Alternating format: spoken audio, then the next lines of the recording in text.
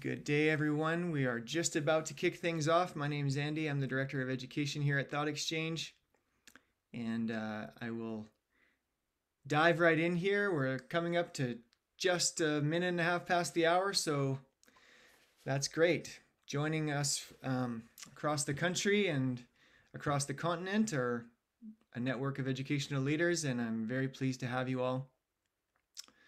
And I will dive right in here. In case you missed the first couple of intros, my name is Andy, and I'm the Director of Education here at ThoughtExchange. Very pleased to have you all joining us today for this virtual event entitled Start Strong, Finish Well, Stories of Hope and Perseverance in Educational Leadership.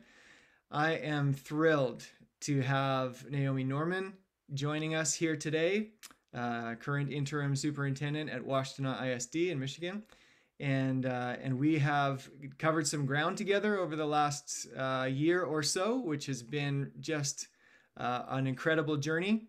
And you're going to hear from Naomi as she tells some contextual stories about her work in Washtenaw. And then throughout the hour here, we're going to give a number of talkback moments, both with the use of ThoughtExchange to scale the conversation around how we're starting strong, what the end goal is, and how we plan to get there in this school year. And then in a half an hour or so, give or take 5 or 10 minutes, we may put you on the spot to actually come off of participant land and into presenter land and tell your story. And I'll frame that up as we get there.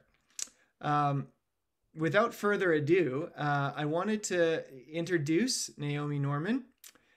As I mentioned, she is the current interim superintendent at Washtenaw ISD. And Naomi, before you pass it back to me, why don't you just address the group and tell us just a little bit about yourself by way of introduction. Thanks, Andy. I'm so excited to be here. I'm currently serving in this interim superintendent role at Washtenaw Intermediate School District, which is a regional service agency. We work with local school districts in our region, and also we run a lot of programs. So we have a number of student programs.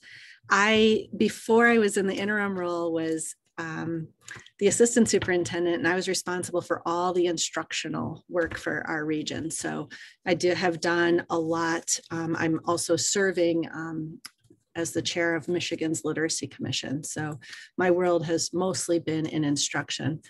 And I think the other important thing to know about me is I grew up in a little town in the Upper Peninsula of Michigan, but it happens to be the home of the Keweenaw Bay Indian Reservation. And I think growing up there and spending time in a community like that, where there's a lot of difference and a lot of really valuable cultural history, has deeply shaped who I am as a leader. And it's why focusing on equity is so important to me. So you'll hear more about that as we go on today.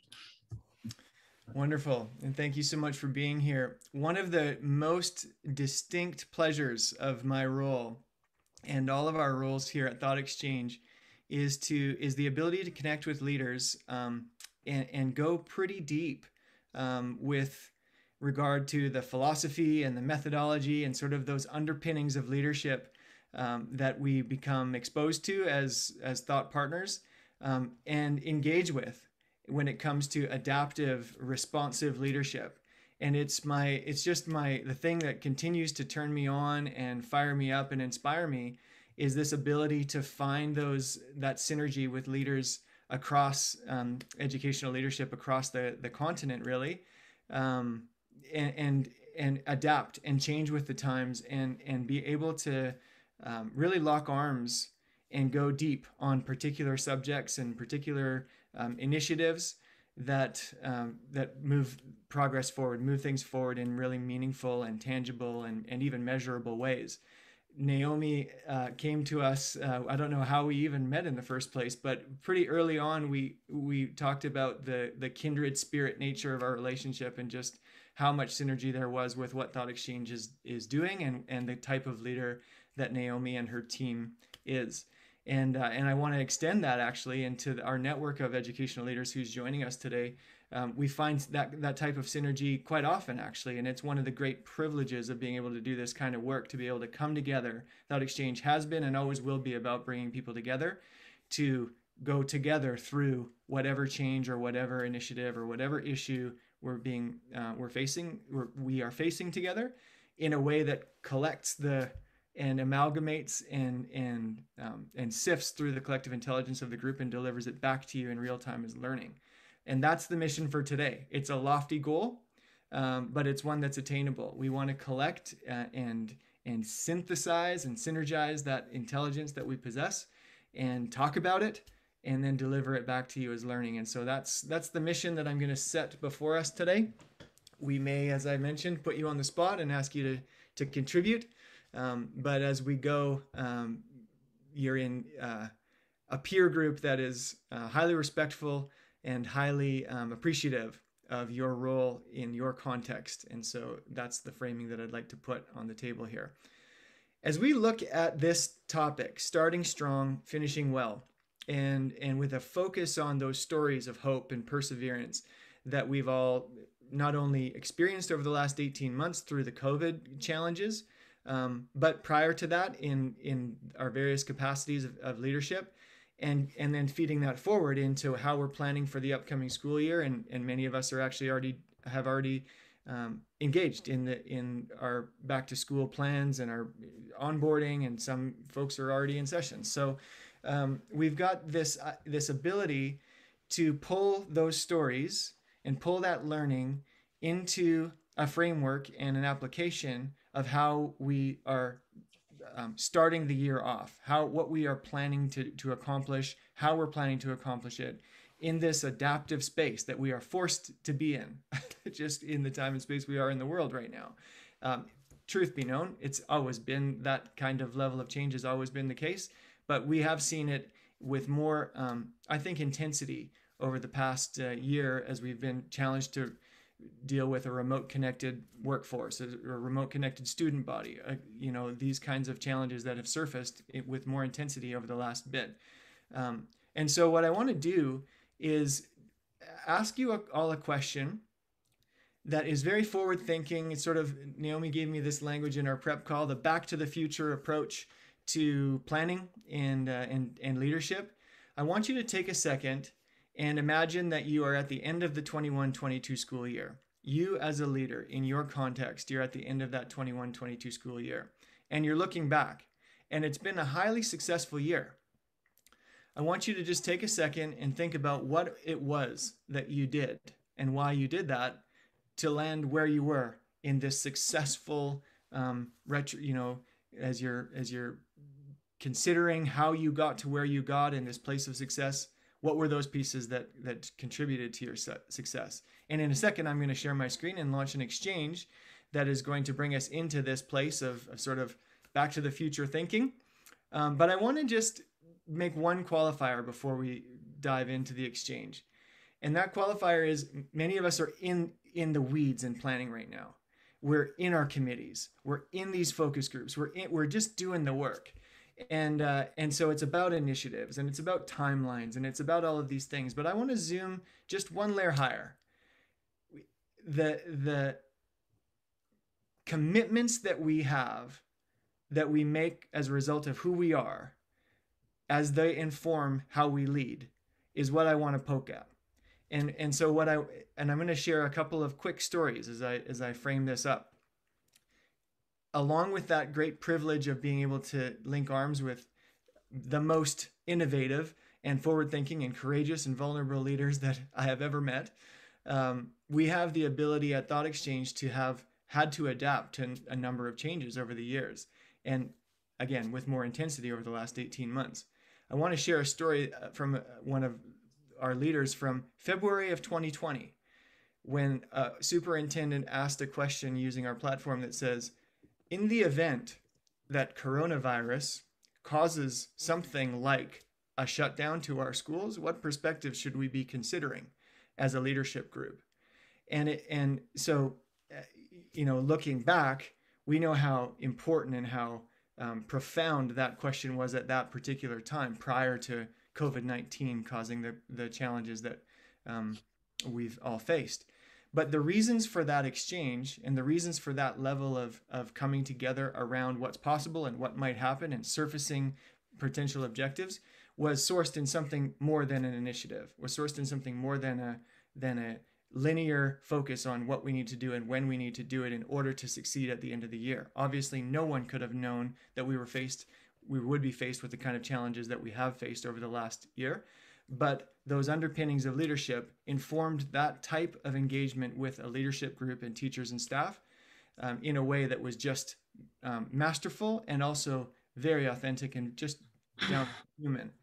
So on one end of the scale, we have that sort of retrospective. On the other end of the spectrum, we have our plans for 21, 22 right now. And we have on one side a getting back to normal and things opening up. And on the other side, we have this opportunity to use the learning that we've had over the past period of time or the past season to really inform where we're going and how we're getting there in a new way. And so those are the two pieces that I wanted to put on the table as I share my screen and invite you to be part of this exchange. Every exchange has 3 steps. If you're joining us for the first time at a ThoughtExchange webinar or a virtual event, we do this a lot. It's a way for us to scale the conversation. There are 2 ways to join this conversation. You can click the link that Amelia will put into the chat. Amelia Dufresne is running behind the scenes. Sorry, Amelia, for not highlighting you earlier. Running coordination efforts behind the scenes and is going to pop the link into the chat. Or you can open up a phone or a personal device and scan the QR code, open up your camera on that device and point it at the QR code and join the exchange that way. And each exchange has 3 steps. We want you to share your perspectives, your answers to this open-ended question. We want you to consider and rate the thoughts of others in the second step.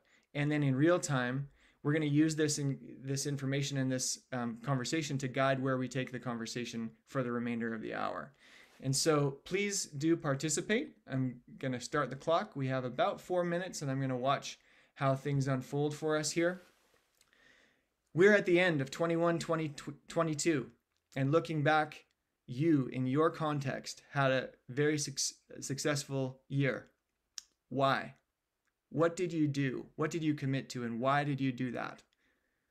We're going to look back to look forward, or look forward to look back, however you want to slice it. And I will close my mouth and let you participate in this exchange for a few minutes.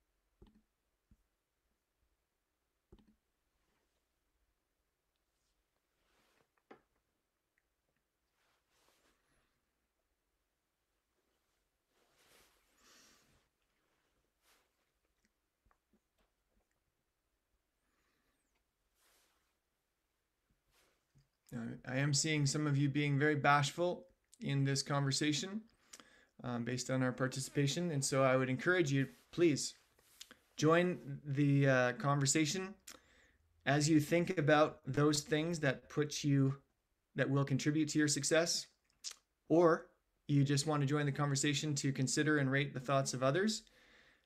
I'm going to lean on you very much here in this moment. One of the things that we sometimes say at ThoughtExchange is we're willing to sacrifice your comfort in order to get the maximum impact from the experiences that we have together. And so in this case, joining the conversation is maybe an imposition on your comfort. It's a really low impact one, low cost one, but it is an imposition in order to make sure that we're collecting the intelligence we need to be able to feed the conversation forward. So please, if you haven't joined the conversation yet, please do that now by clicking the link in the chat and diving in.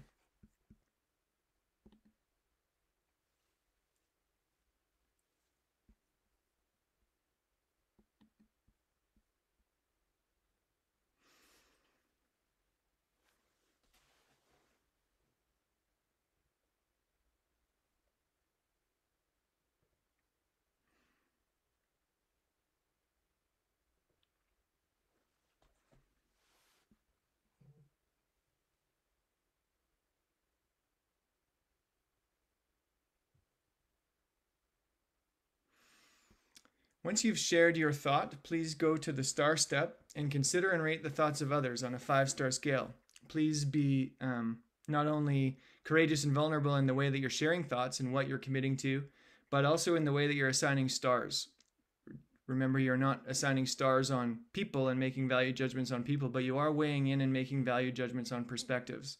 And if something resonates with you, please give it a high rating. If something doesn't resonate with you, feel free to give it a low rating, and we will drill into the conversation as it unfolds here before our eyes. Those of you that are curious to know what you're looking at, you're just looking at a visual representation of what's happening virtually, as folks are joining the conversation, sharing thoughts, and then considering and rating the thoughts of others. I'll put another 30 seconds on the clock. Lots of great perspectives coming in here, and if you haven't started starring thoughts at this point, why don't you do that for the last minute?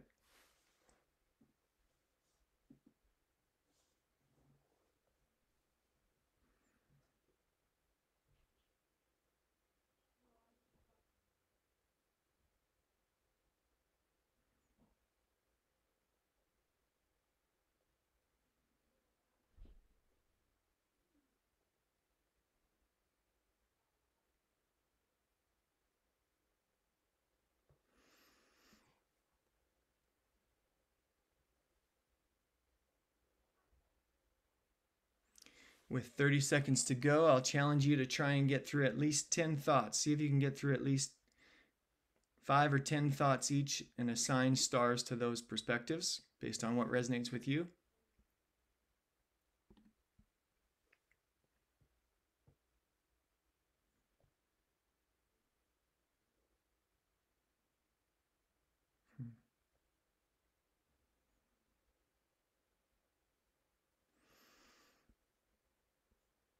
Really great. 10 more seconds.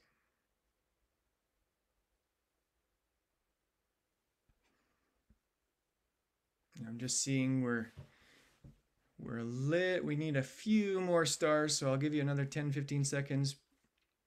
Seeing our average number of people per thought could go up a little bit.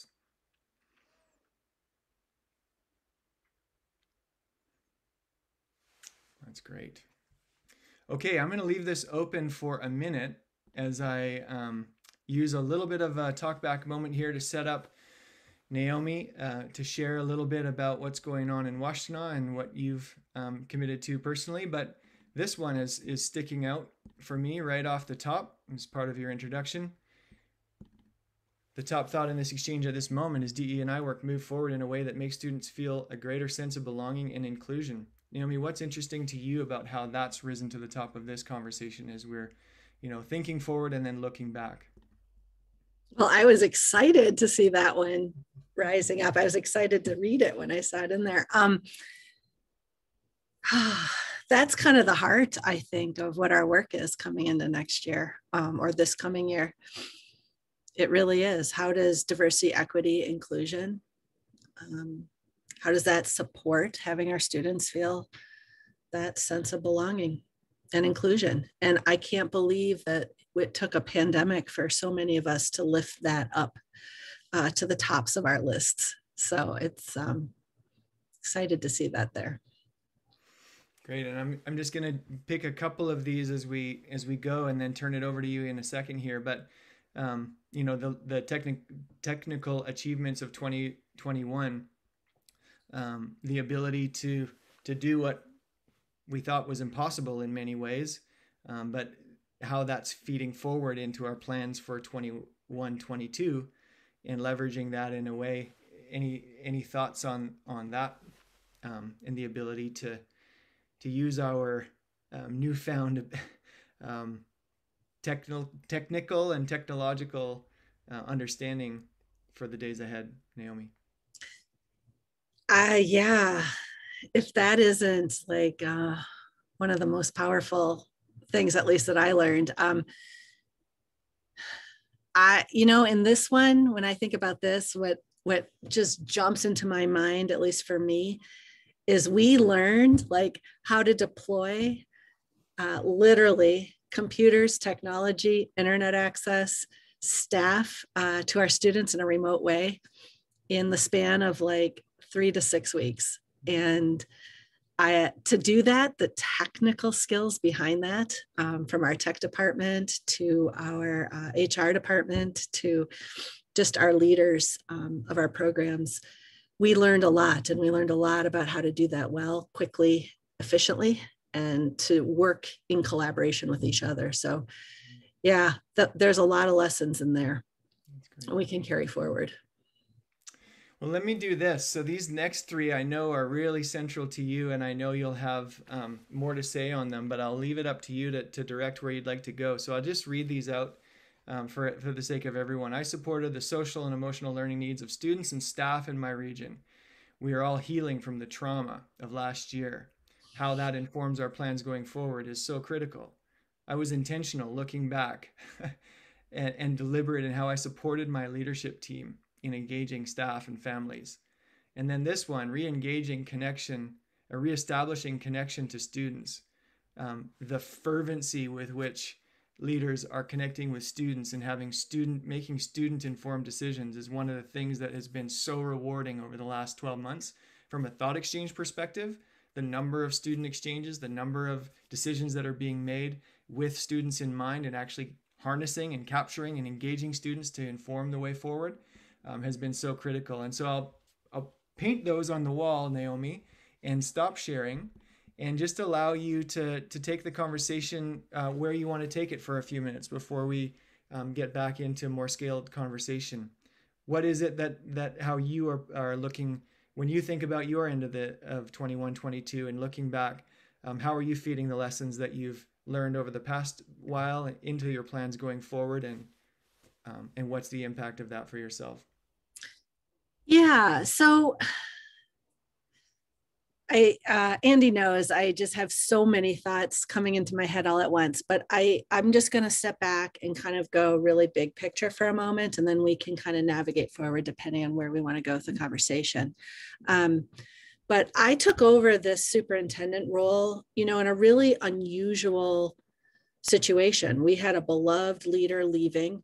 We had the pandemic that was in motion, and tremendous uncertainty about what was going to happen. And so I found as a leader that as we went into last year, we had this desire as leaders in our organization to create certainty for folks. We wanted, and we've been doing this, I would say, in our profession. We've really, at least in Michigan, and I guess I can speak to our state, we have a lot of policies and rules and things we need to follow in schools. And we've gotten very good at following those rules and having, our testing done at a certain time, our school improvement plans done at a certain time, this thing done, hitting our deadlines, making sure everything's scheduled out, planned out, and completed as planned.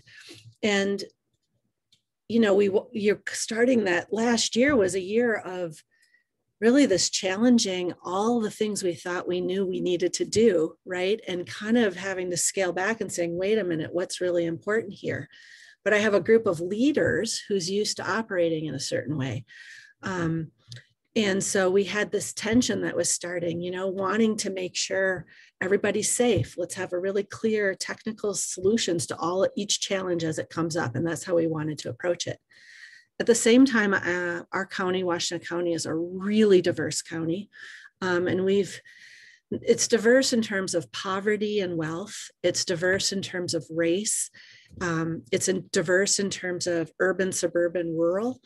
We have a lot going on in terms of just, we also have a lot of immigrant families in our community.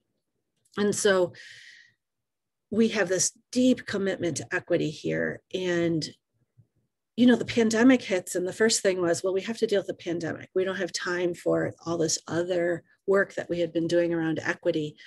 And I think, but we wanted to do the work around equity. We had this commitment, and that commitment meant that we couldn't just sit over here in a room and make decisions that in our mind were going to keep people safe and create a lot of certainty during uncertainty, because we needed to attend to the different lived experiences that people were having, even as the pandemic was unfolding. And so I just wanted to frame that because I know a lot of folks and leaders were challenged by that. And it lifted up for us this need to shift from our technical approach to leadership to this adaptive approach.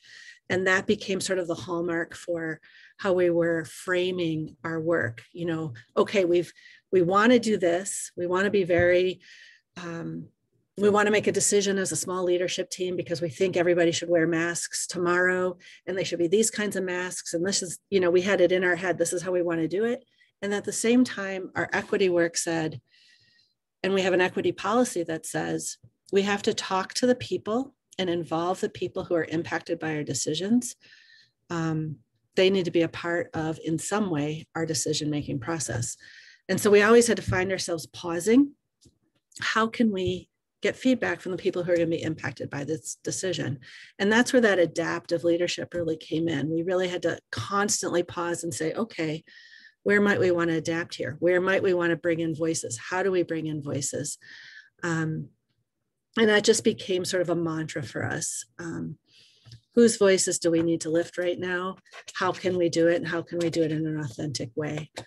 And so when I think about going into next year with that frame of adaptive leadership, and the beauty of it for us was we adapted. We literally shifted in terms of how we were operating as a leadership team.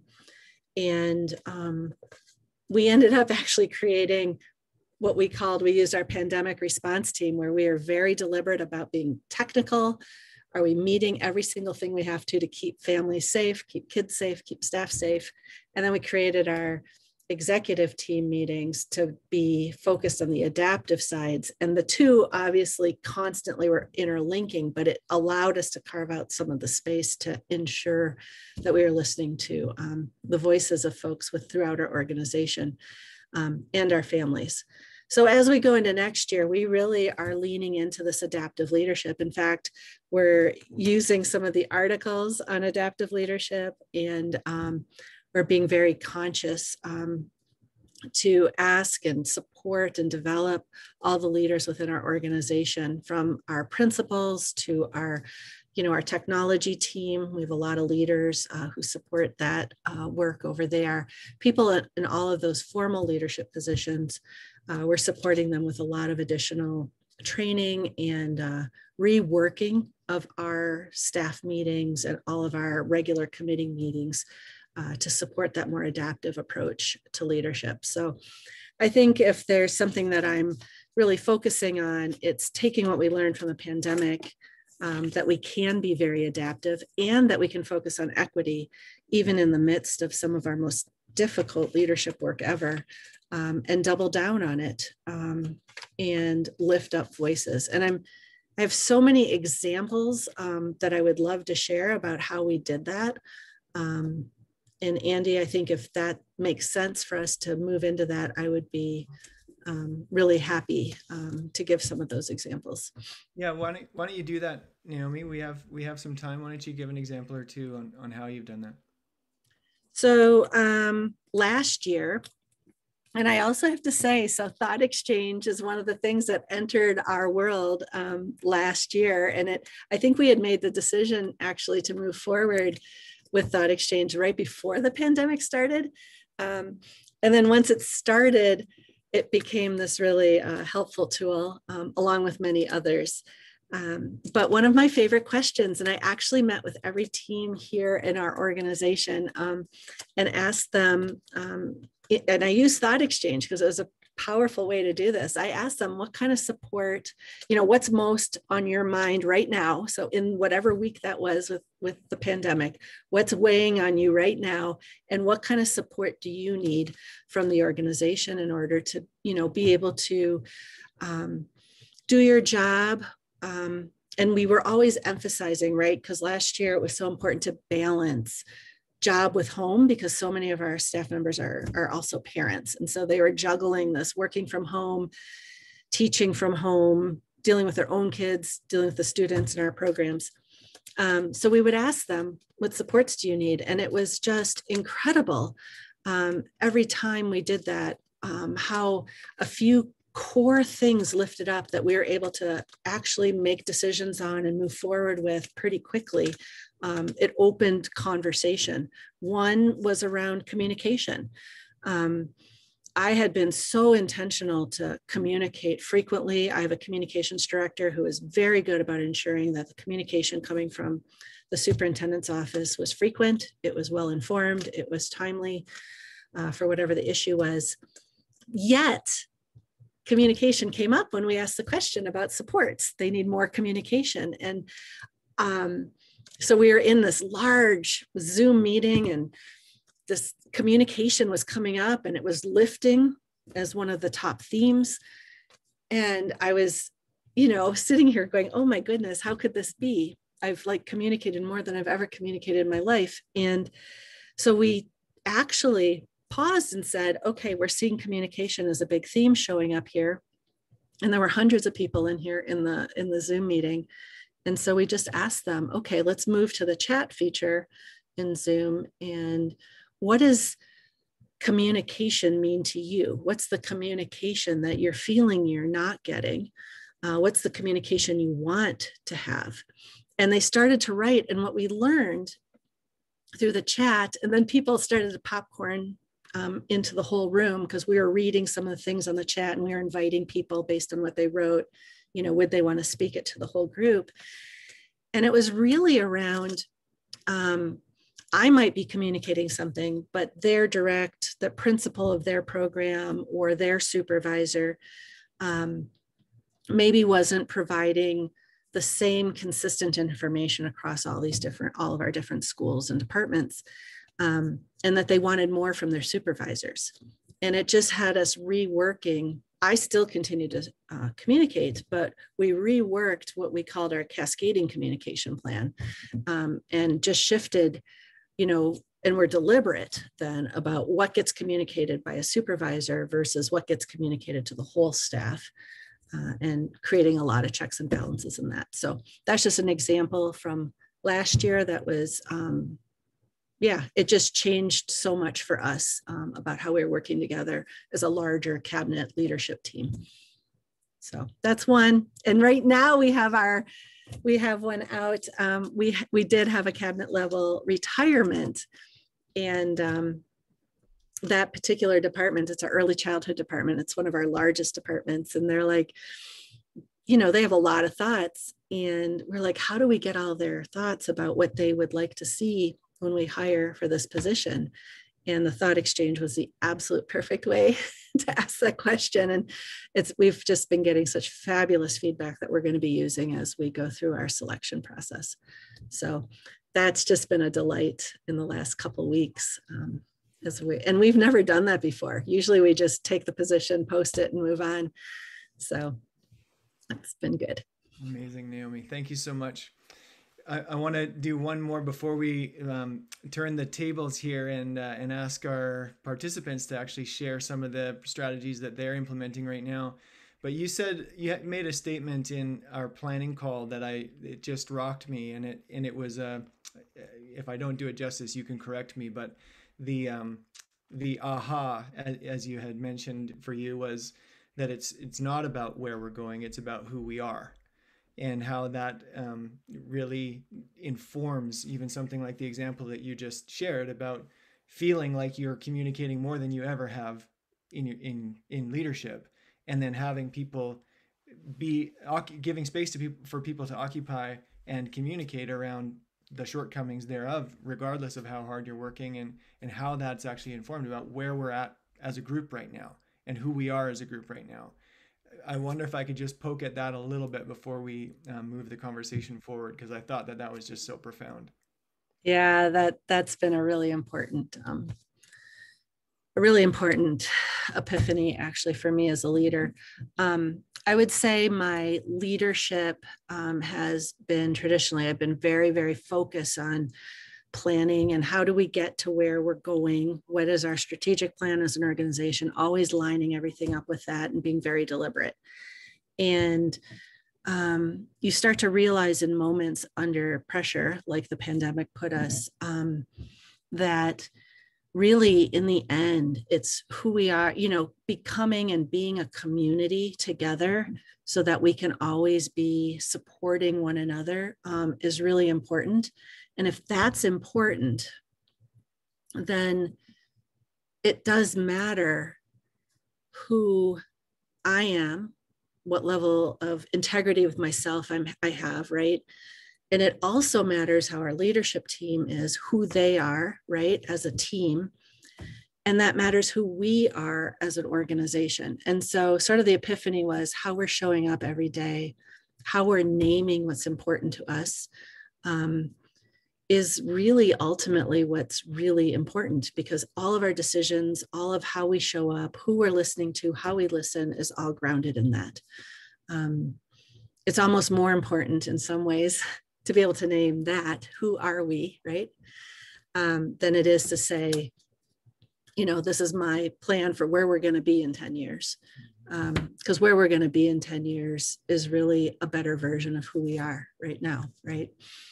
So yeah, that's really important. And it means you approach things really differently as a leader. Yeah, to summarize, sort of in my words, it's just that effort and that experience of becoming who we are. I just sort of stole some of those words from you, but being intentional about how we are becoming who we are, and who we want to be is wrapped up in that, but who we are right now is really critical in that moment. I feel like that's a good segue Oh. in oh, please go ahead if you wanted to Well, share. the only thing I was going to add to make the connection to the diversity, equity, inclusion comment earlier in that work is, when we talk about who we are, that's also sort of foundational if you're really investing in culturally responsive instruction, because we're also saying, how are we helping students become who they are, right? So I just wanted to make that link all the way back down to the student. Amazing. Well put.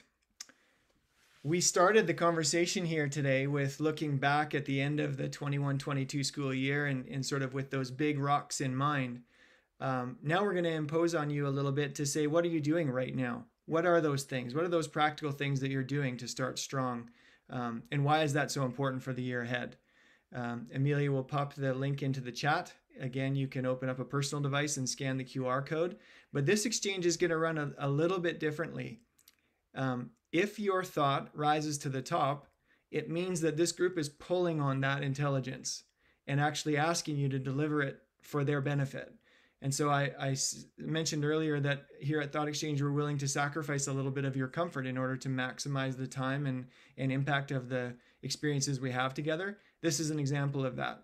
And so the disclaimer that I'll make is that you may not think that your particular initiative or the way that you're approaching the start of this school year is all that profound, but it may well be precisely the thing that somebody else on this call needs to hear.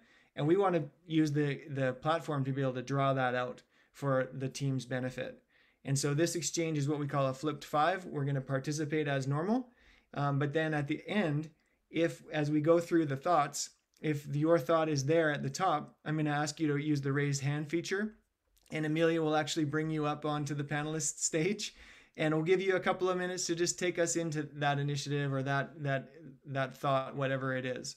So I'm starting the clock now. These types of exchanges typically take a little bit longer to unfold, but please share that thought, whatever it is. How are you starting strong, and why is that so important for you?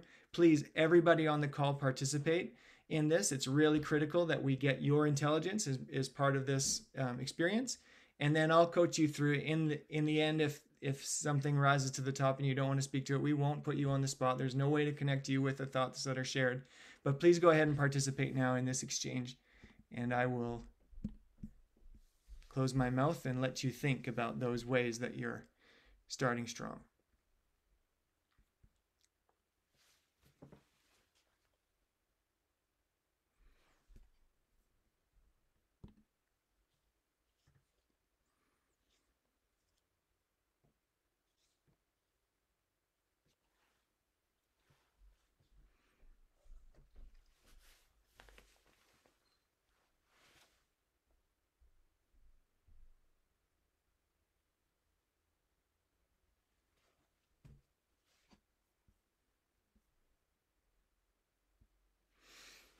And once again, I see that many of you are sitting on your initiatives and your items that you are doing. I know that you have them, but are not joining the conversation. And I would impose on you to join that conversation and share that thought, whatever it might be. Share a thought, share more than one thought if you like, about those ways that you're starting off this school year and why that's so important to you. There we go. I see you joining now. That's great. Thank you. Let's see if we can have one thought from at least one thought from everyone. That would be amazing.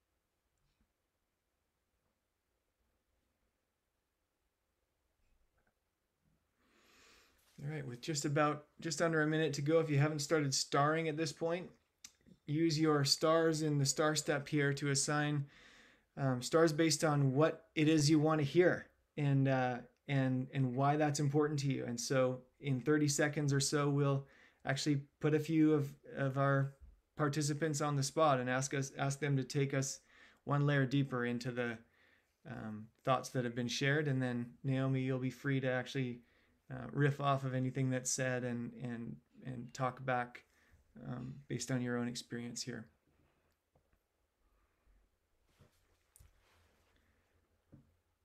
Let's spend an extra 15 or 20 seconds. See if you can get through 5 more thoughts each, everyone, and assign stars to those.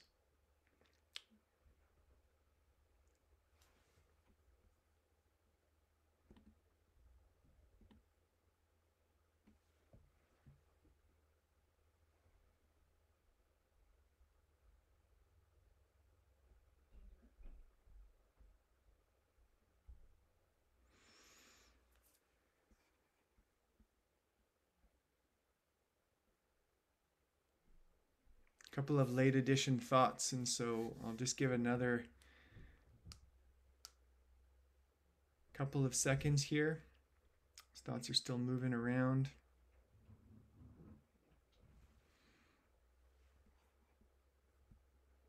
All right. Okay, I'm going to close this exchange. The top thought in this exchange right now is that starting by focusing on my own wellness and that of my colleagues, so we can be ready for our students and model wellness for our staff. Such a critical thought. At this time, if that's your thought and you are willing to use the raised hand feature, Amelia will pull you up and you can just introduce yourself and you just take us one layer deeper into how it is that you shared that. Obviously, this group has resonated with you.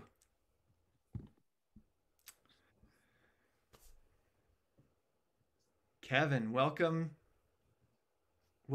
on stage. I think you're still muted, but there you are. Hi, Andy. Say hello and nice to see you again. Great to see you as well. Yourself and then take us one layer deeper into this thought. Well, I think, first of all, thanks for having this. And I know, like many others, it's just been a fairly traumatic year and a half for everybody involved. And I think especially for educators who've been at the crossroads of all of the difficult decisions and conversations that are going on in so many areas, not only COVID related, but with equity and diversity and inclusion, and so I think what I've noticed among my colleagues, and as you know, Andy, I'm the executive director for the Texas Association of School Administrators. So I used to be a superintendent, but now I get to support superintendents. And when we gathered we had about 100 of them together last week. And this was really the focus of what we did is making sure that we take care of ourselves. And one of the folks talked about, we always talk about our cup being full or half full or whatever it is, and how important it is actually, if you pour a bottle into a cup and you pour enough water into it, the cup overflows. And so your cup is full, but there's enough overflow to impact others as well. And I loved that visual because I think too often educators feel like in order to give to others, they have to empty their cup to do so. And by the end of the year, there's not much left in their own tank.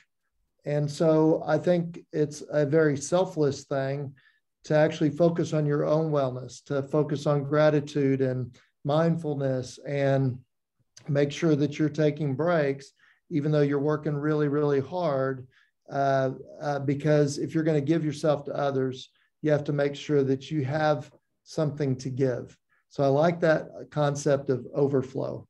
So we're focusing on that in Texas as we enter this year, and with our administrators, and actually developing a wellness program for them that focuses on that and leadership to help them through the coming year.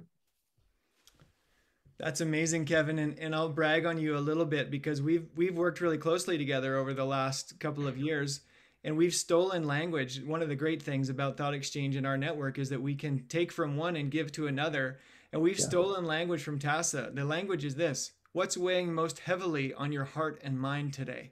Yes, that's the TASA question. It is. You asked it of your group of members every month for the last 12 months.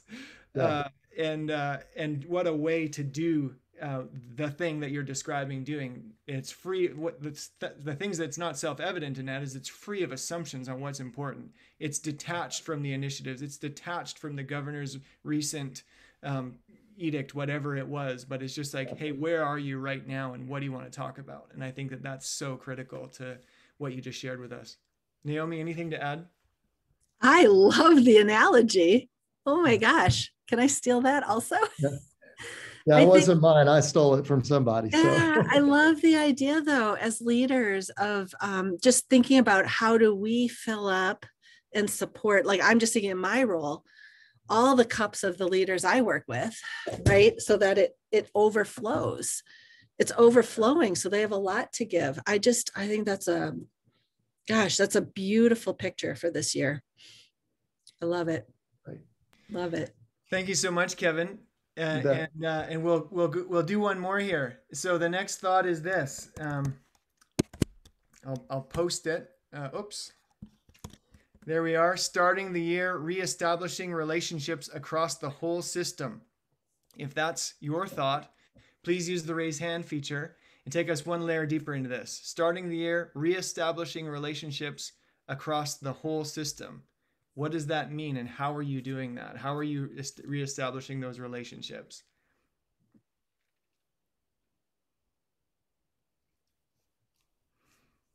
Any raised hand on that one? You can see Aaron's hand is raised.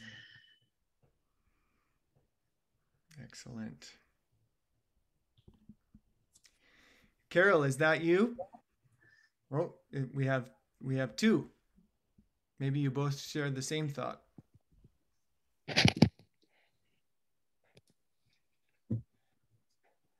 So that actually was one of the best things that came out of last year that I want to incorporate in this year. We established weekly meetings that were really wellness meetings. They were identified as staff meetings, but I was able to cover most things that a staff meeting would cover in an email. And we spent the rest of the time in doing wellness activities with our staff. And we did adopt the permission to feel work from Yale University, and utilized that in our classrooms as well. So the classroom teachers had meetings every day with students, and students identified their emotions and what color of the quadrant they were in and what emotional word within that quadrant held place for them. So when I would visit a classroom, a student would ask me, well, Mrs. Dossett, what color are you today? And I'd tell them what color I was. And they said, but what word in that color are you and why? And this is coming from first graders and second graders. So that look at their own wellness before they started the day and having input from their classmates and their teacher was a really, really great start. And that's what I'm hoping to continue to incorporate with my staff this year. It was a good base grounding last year. Also, can I just say that a real positive that came out of last year that I'm kind of excited about this year, but cannot figure out in Oregon yet how to establish it easily within my school plot, is that because our class sizes were so small, and we had a program where we had students in the school every day, but they were here for either an A group in the morning or a B group in the afternoon. And we had screeners that met all the kids in their cars, identified them by name and asked them how they were doing, asked the parents how they were doing. Each kid was seen as a person there. They entered the gates of the school and they were met again, where they were asked again how they were doing by name. And they entered the classroom and once again, individually were asked how they were doing. I had my first year in education with no discipline problems at all. And I think it's related to being seen, that the students were each seen and they were able to express themselves before the day even started. So anyway, just that little bit. That's so great, Carol. And I feel like one of the pieces for me in that is just the whole reverting back to normal when we don't have the need to do that. To lose that would be a great and grave mistake. Erin, you also shared a thought, obviously, about reestablishing relationship. Over to you. Yeah, there were two that are fairly similar, and this one was one that I put in. So I work at an ESD, which serves 13 different districts. And when we talk about across the entire system, we're talking about, multiple districts all the way down to family and different groups. So we spent a lot of time putting together different trainings for teachers as well as district staff with either Dr. Mapp or John Cronapple and some different people to talk to them specifically around how you establish relationship and how you make sure that students feel safe, that they feel respected, and that they feel like they belong. And so those are our primary pieces that we work on across the system. So that applies in the technology and making sure that everybody feels that they have it, that they need. It also is to making sure that you're building relationships. So at the beginning of this year, we're continuing that work and starting off with a lot of different trainings that are available to teachers and to administrators, and then building out different programs that they can actually reach out to families as a whole.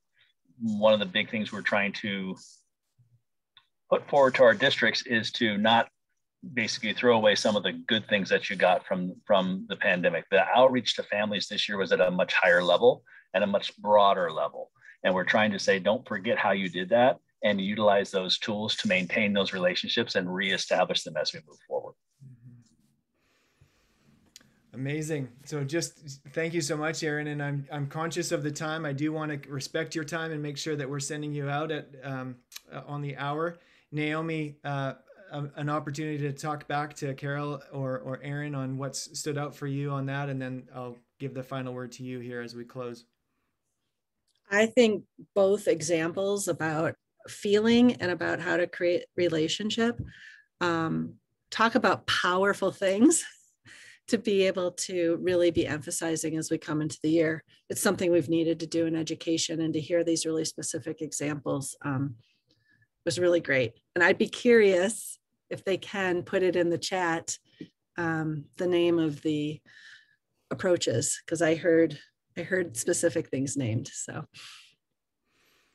yeah, if you're willing to do that, that would be great, and a great gift for everyone here on the call. If you have a resource that you'd like to share in this chat, you're certainly welcome and encouraged to do that. I want to close with this. One of the other things that really kind of rocked me in our pre-call, Naomi, was a statement that you made that was a really profound one. It was a vulnerable one to make, I know, but the statement was this: I don't have to figure everything out on my own. And we've been talking about reestablishing connection. We've been talking about adaptive, generative spaces that are corporate by nature. And you made that statement as we were preparing for this. And I just thought it would be a good way to close here as we're talking about the plans that we make and the load that we carry as leaders into the upcoming school year. Final word to you.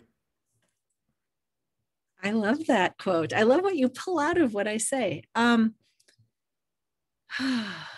Yeah, I think the power of listening to the people you serve, the answers are always there.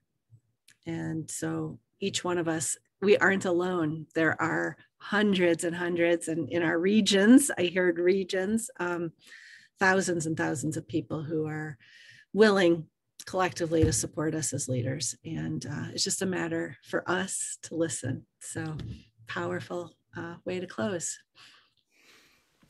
Excellent. I just wanted to say thank you so much to you, first and foremost, Naomi, for joining us. Thank you, Kevin and Aaron and Carol, and all of you for being vulnerable with your thoughts.